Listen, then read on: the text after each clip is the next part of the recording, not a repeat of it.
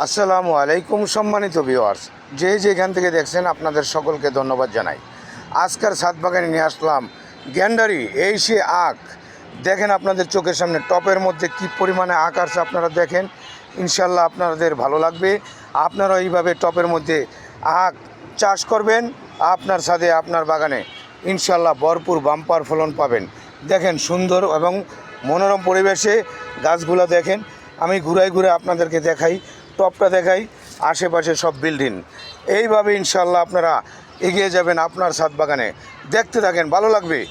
আর যদি ভালো লেগে যায় অবশ্যই আমার এই চ্যানেলটাকে সাবস্ক্রাইব করবেন, লাইক কমেন্ট শেয়ার করবেন। দেখতে থাকেন।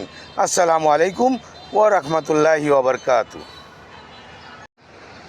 আসসালামু আলাইকুম সম্মানিত ভিউয়ার্স, যে যেখান থেকে দেখছেন আপনাদের সকলকে ধন্যবাদ জানাই। আজকের ছাদ বাগানে নিয়ে আসলাম গ্যান্ডারি, এই সে আখ। দেখেন আপনাদের চোখের সামনে টপের মধ্যে কি পরিমাণে আখ আসছে, আপনারা দেখেন। ইনশাল্লাহ আপনাদের ভালো লাগবে। আপনারা এইভাবে টপের মধ্যে আখ চাষ করবেন, আপনার ছাদে আপনার বাগানে ইনশাল্লাহ ভরপুর বাম্পার ফলন পাবেন। দেখেন সুন্দর এবং মনোরম পরিবেশে গাছগুলো দেখেন।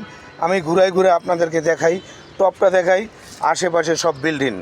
এইভাবে ইনশাল্লাহ আপনারা এগিয়ে যাবেন আপনার ছাদ বাগানে। দেখতে থাকেন, ভালো লাগবে।